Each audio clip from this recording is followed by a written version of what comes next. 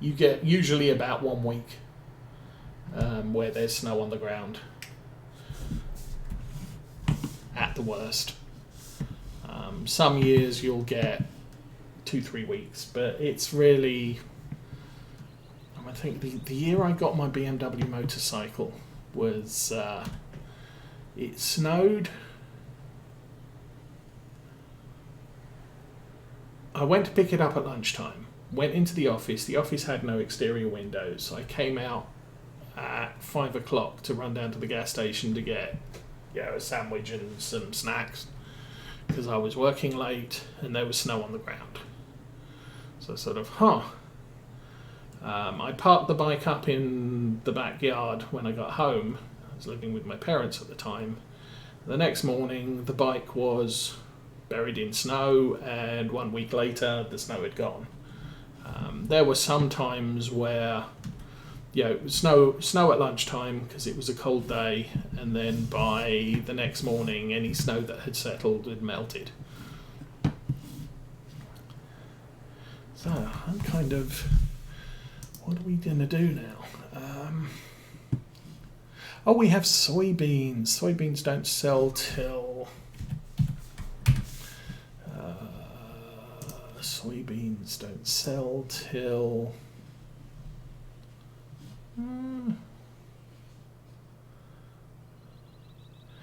maybe January. Okay. So we're looking at a price of about $1,400 for soybeans, if anything. That one. So yeah, we're 60% of the value at the moment. I don't think we have anything to sell except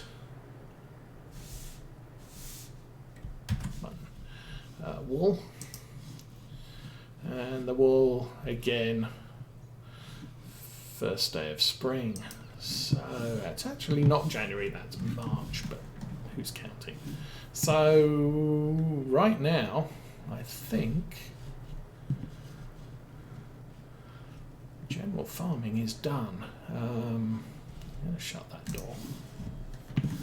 And we'll wander over to the forest and cut some more trees down and keep talking about things. Yes.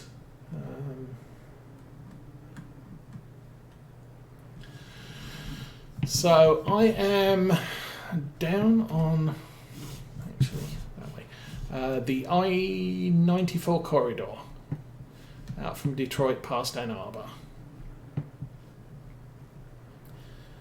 So convenient to Detroit International.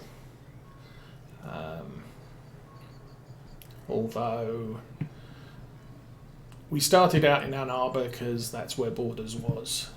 We then moved away from Ann Arbor to the west, a short distance into the countryside, lived there for a bit, and then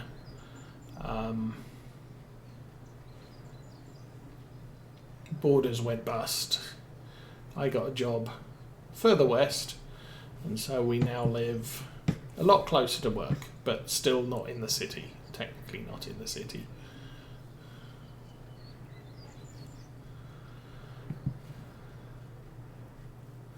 Okay, I think these are next. That's a tree stump. I wonder if that can be stumpy.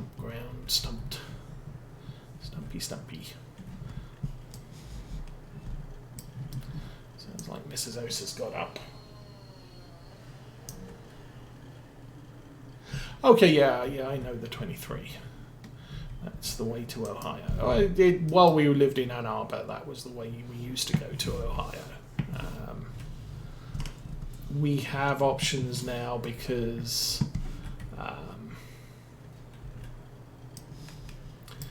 don't think we live on a direct north-south route to the the toll road in Ohio. But the next city over does have, or the next city to our east does have a direct route. south across the Ohio border onto the turnpike. So if you know the area, that should give a fair amount away.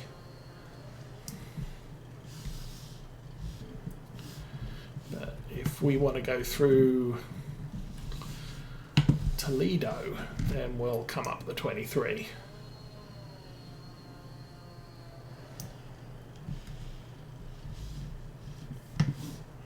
If we don't have any business in Ann Arbor, we try and avoid that where possible, especially if you're getting there at around 4 o'clock or 5 o'clock, because traffic is horrible in that area.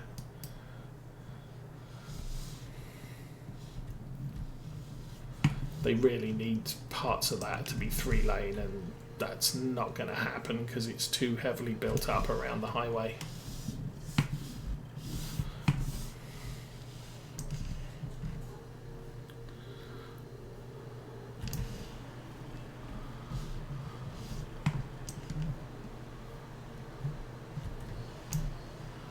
And then, of course, Lansing now is semi-convenient for us.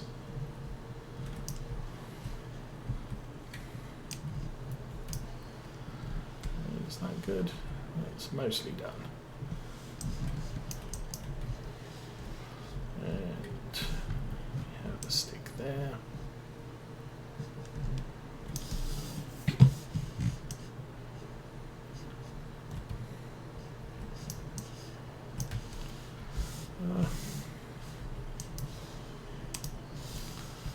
If you end up with a small clump of branches not cut off, you can stab the trunk with a chainsaw, and it will remove any nearby foliage. Sometimes this is...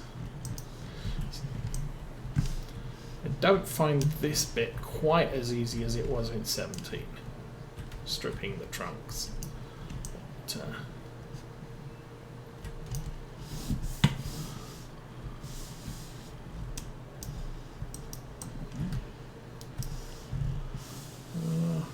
that looks all chopped down. Yay.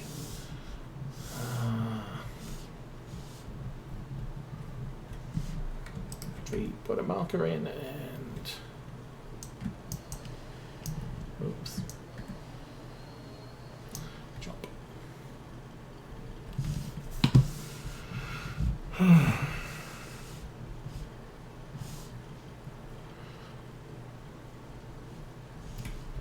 Okay. One problem with this area is the grass is a little high. It's getting tricky to see fallen over trees.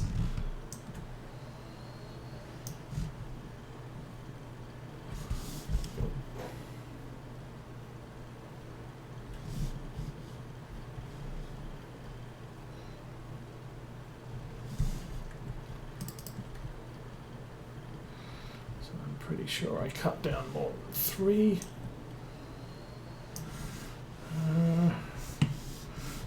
I can't see where the others went.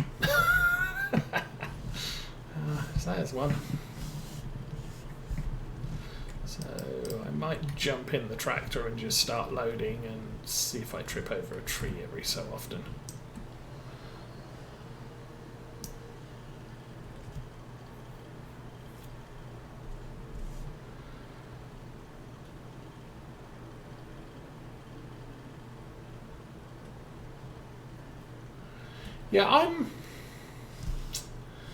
Yeah, I've lived in cities, I've lived in towns, and I'm not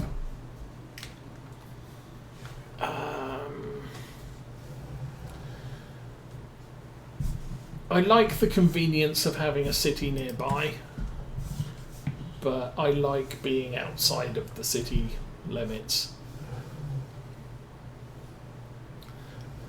So, yeah, country life is okay.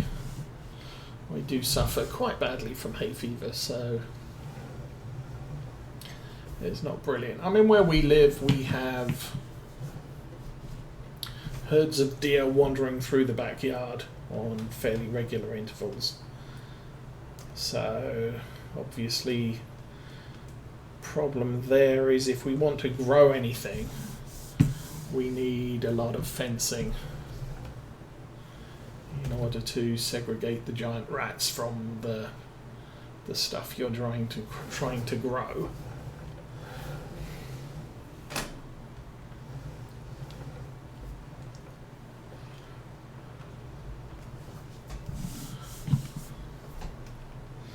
But Mrs. O.C. and I, in real life, are not very good at growing things.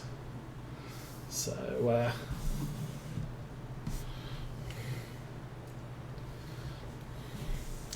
ow, ow, ow, ow, ow.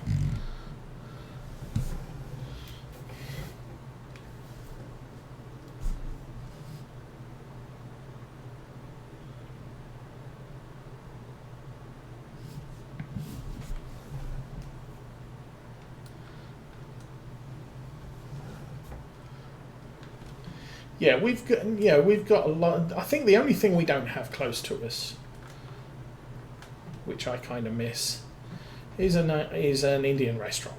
I love Indian food, and there are none close to where we are. I have to go to Ann Arbor to get to a decent Indian restaurant.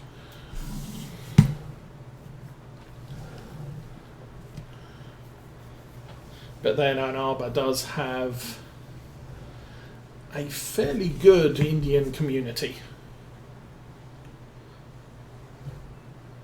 Asian Indians as opposed to Native American Indians.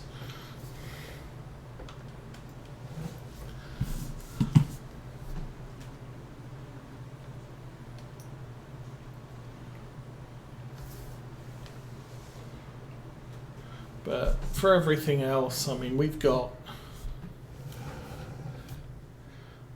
grocery stores all around us. Actually, it gets kind of interesting to... we've figured out which is the best one for the stuff what we buy. Because some of the... we've got about 3 Myers close to us. And one of them always has stuff. And the others tend to run short of stuff. So we have our preferred store. So I don't think I managed to cut either of these two. 7.2, crouch, chainsaw, cut. Yeah. So that should be a 7-meter-ish length on the tractor.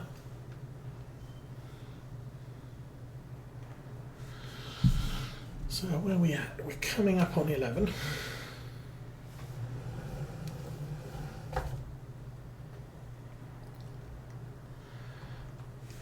So I think we probably have time to fill the trailer up, or at least close to it.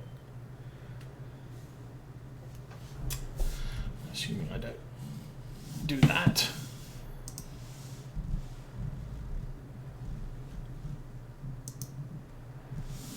That didn't work. Oh, well, yeah, it wouldn't because tractor clause.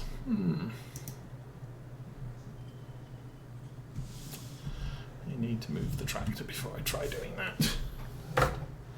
That's... and whoops. There we go. Okay, cut that off.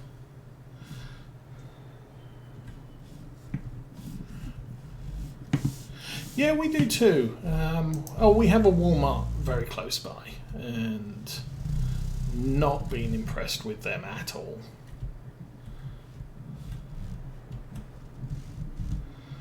We've got a Polly's for what is it? Sort of emergency shopping trips. Oh, need some bread, milk, sugar, whatever. And we'll go to Polly's for stuff occasionally. That's even closer.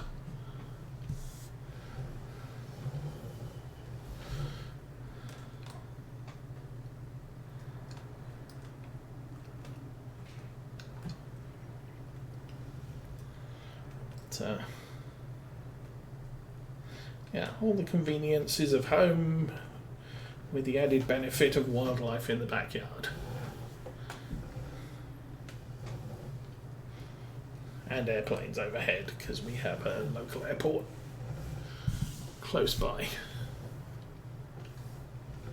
But you don't really notice.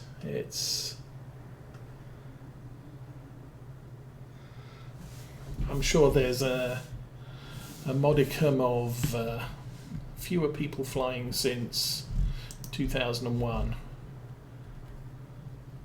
But yeah, them's the risk you take when you live close to an airport. But we only get a couple of planes over. So, and I grew up next to a railway line that ran into the centre of London, so lots of trains all the time.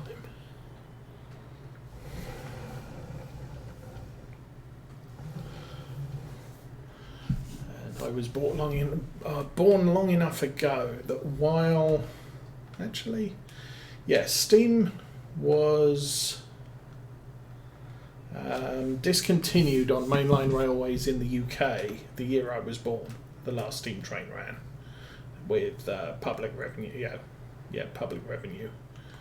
Oh, no, don't do that. Don't do that. Fall backwards. No, not that way. Ugh.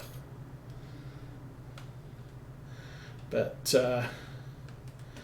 while the main line stopped using steam, the London Tube system carried on using steam for about 4 or 5 years. Not for passenger services, but at night time they would turn the electricity off on the tube and use the maintenance. Do the maintenance. And to get the tools and the people to where they needed to be to do that night's maintenance, they had 4 or 5 steam locomotives, I think, at the time, that hauled the maintenance trains.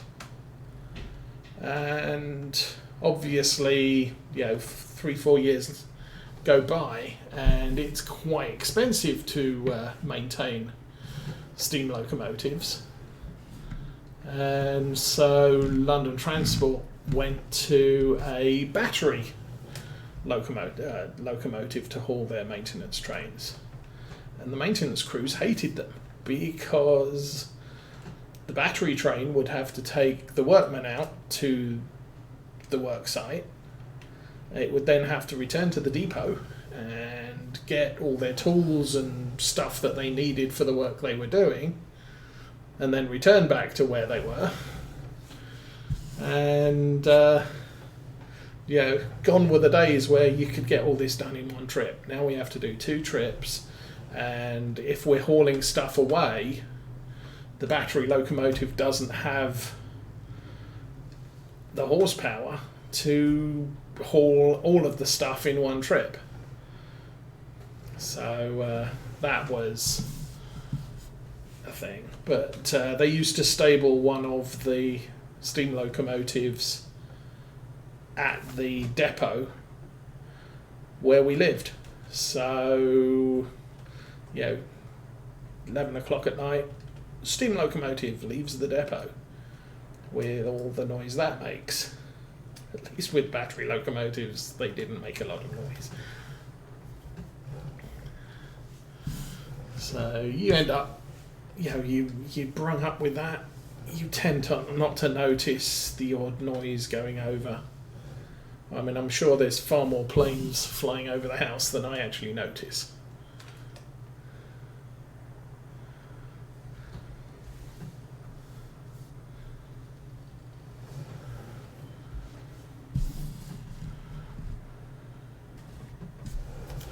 Now, my last residence in the UK was in Harlow, which is on the flight path to Stansted.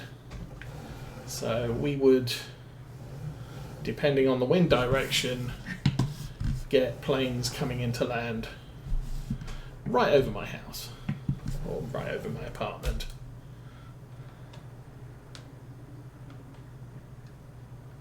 And that was, because it wasn't all the time, you did notice them a little bit more often. Harlow is also just down the road from North Weald Airfield, which used to be an RAF base during World War II. Right now, or at least back when I lived there, all they really did was what was it? Sort of a Sunday market or weekend market. I can't remember whether it was Saturday as well. And then twice a year they would have an air show there. And yes, that used to happen. We would get the Battle of Britain fly over my house at least once a year, and there is nothing like that. The year I was there, I was doing the dishes in the kitchen with the window open, and one Hurricane, one Spitfire, one Lancaster flew overhead, and there's nothing that sounds the same. You hear that noise and it's definite respect for some ancient warriors. Okay, there is a chunk of wood right in front of me. We'll do that. Next.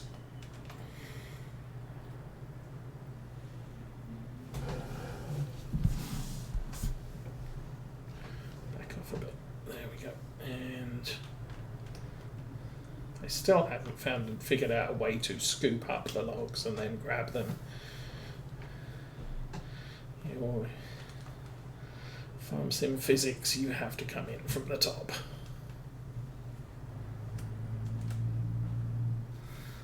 But this log fork is the best I've found. Oh, no, that's not good. Oh well. Yeah, I didn't think that was good.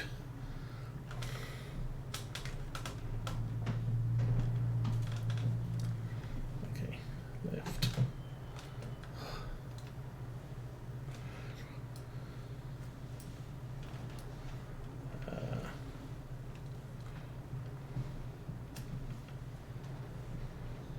You have to get that ground placement just right. So if it's too far tipped up, then the moving forks won't grab the log, and if it's too far tipped back, then when you grab the wood, it goes under the back fork, the lower fork.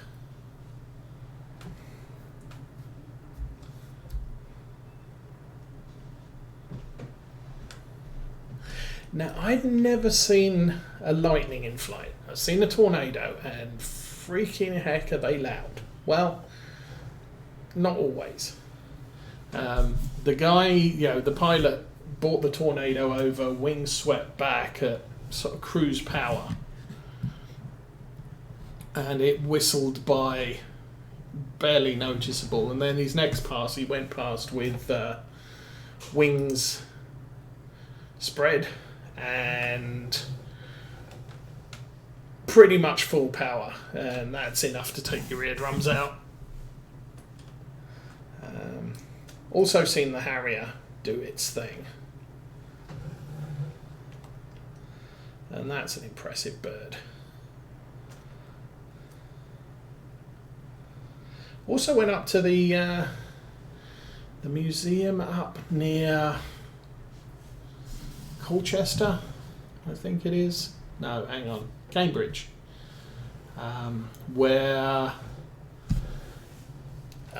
Concorde 001 is parked. as a museum exhibit, and this was back in the days when Concorde was still flying service. And I've been inside Concorde, and it's small like a Greyhound bus, small, and the windows are a lot smaller, and I don't do well in enclosed spaces, so me flying on Concorde was never going to be a thing. Yeah, even if it was only going to take 2 hours to get from the US to the UK, it's sort of, no, it's too small. I don't do that. Duxford, yes.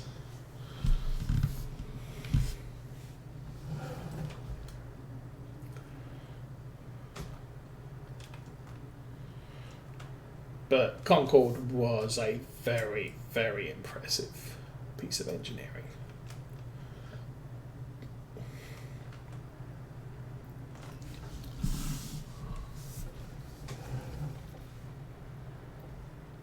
So I'm guessing I'm not going to be able to stump these logs because they don't really exist. They're just pictures.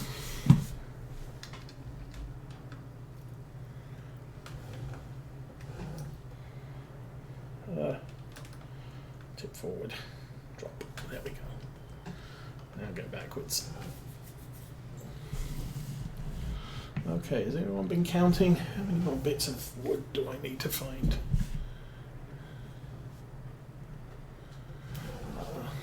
There's one.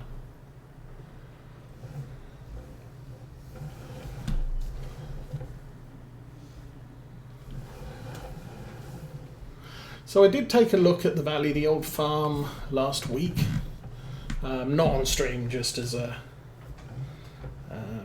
quick sort of personal drive around, and I did discover that it is seasons ready. So the snow mask is a little bit meh. It doesn't, the areas close to some of the barns, snow doesn't fall in spite of the fact there's no roof coverage.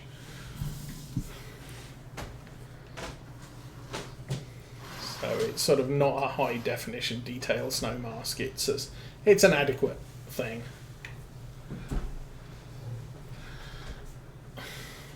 I honestly don't know if they would. I suppose we could give it a try. I mean, the problem is first things first, I'm going to have to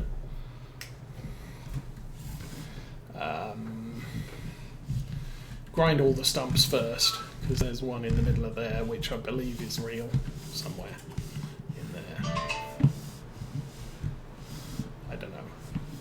Maybe I should just plough the area and reveal where all the stumps are, and then go from there.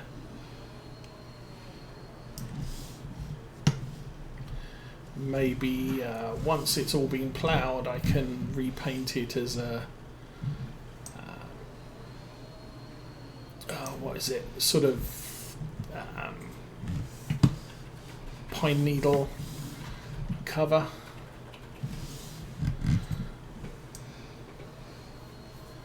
Instead of being this big thick grass cover, which really doesn't help finding trees. That was a nice thing about Norfolds. The wooded areas were just covered in pine needles. I could do that anyway, just paint it all now with the whatever it's called,